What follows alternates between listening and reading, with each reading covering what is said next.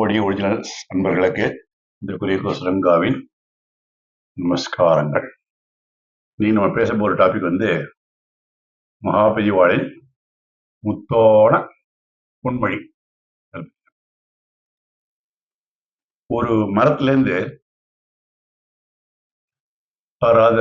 ஒரு மரத்துல புஷ்பத்திலிருந்து தான் காயம் பழம் உண்டாகின்றன. புஷ்பமாக இருக்கும்போது மூக்குக்கும், பழமாக இருக்கும்போது நாக்குக்கும் ரசமா இருக்கு. பழம் நல்ல மதுரமா இருக்கு. இந்த மதுரம் வருவதற்கு முன்னாடி எப்படி இருந்தது? பூவுல கசப்பாகவும், பிஞ்சில துவர்ப்பாகவும், காயில் புளிப்பாகவும், கனியில் மதுரமாகவும் இருக்கின்றது. மதுரம் என்பதுதான் சாந்தம். சாந்தம் வந்தா எல்லா பற்றும் போய்விடுகிறது. பழத்துல மதுரம் முழுவதுமாக நிரம்பின உடனே கீழே வந்துடும். அதுபோல இதயத்தில் எல்லா இடத்திலையும் மதுரம் வந்துவிட்டால் தானாகவே எல்லா பற்றும் போய்விடும்.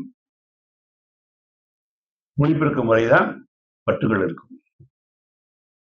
அப்போது காயப்படிச்சோம்னாக்கா காம்புல ஜலம் வரும், காயிலும் ஜலம் வரும். அதாவது மரமும் காய விட்டுவிட விரும்பவில்லை, காயும் மரத்தை விட்டுவிட விரும்பவில்லை. ஆனால் நிறைந்த மதுரமாக ஆகிவிட்டால் தானாகவே பற்றும் போய்விடும். பழமும் வித்துக்கே வந்துடும், மரமும் பழத்தை வருந்தாமல் விட்டுறது, பழமும் மரத்தை பிரிய வருந்துவது இல்லை. படிப்படியாக வளர்ந்து மதுரமயமாக ஆகிவிட்ட ஒவ்வொருத்தனும் அப்படியே ஆனந்தமாக சம்சார விஷயத்திலிருந்து விடுபட்டு விடுவான். பழமாக ஆவதற்கு முன்னாடி ஆரம்ப திசையில புளிப்பும் துவர்ப்பும் எப்படியெல்லாம் வேண்டியிருக்கோ அதை போல காமம், வேகம், பிடிப்பு எல்லாம் விட்டுருக்கு. வீட்டிலிருந்து ஆரம்ப திசையில பூர்ணமாக விட முடியாது. ஆனாலும் வேற ஏன் வருது அப்படின்னு அடிக்க நினைச்சாது பார்க்கணும்.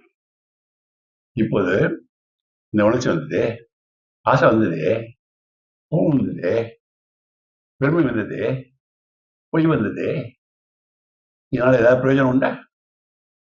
இந்த உணர்ச்சி அவசியமா வந்திருக்க, அதான் அவசியம் வந்திருக்க என்று நினைத்து பார்க்க வேண்டும். அப்படி நினைக்கலைன்னாக்கா அவை நம்மை ஏமாற்றிவிடும். நாம் ஏமாந்து விடுவோம். புளிப்பு இருக்க வேண்டிய சமயத்துல புளிப்பு இருக்கணும், துவர்ப்பு இருக்க வேண்டிய சமயத்துல துவர்ப்பு வேணும். ஆனாலும் அந்தந்த நிலையோடு இருக்காம பிஞ்சு படிப்படியாக பழமாய் கொண்டே வருவதை போல நாம் மேலும் மேலும் மாதிரியமாக அன்பையும் சாந்தத்தையும் நினைத்து கொண்டே வந்தால் நாம போய் மோட்சத்தை தேட வேண்டாம். எந்த பருவத்தில் எப்படி இருக்க வேண்டுமோ அப்படி இருந்தால் தானாகவே மோட்சம் என்ற மதுர நிலை வந்துவிடும். இதுதான் மகாபெரிவாருடைய அருள் உரை. மகாபெரிவா சரணம். மகாபெரிவா சரணம்.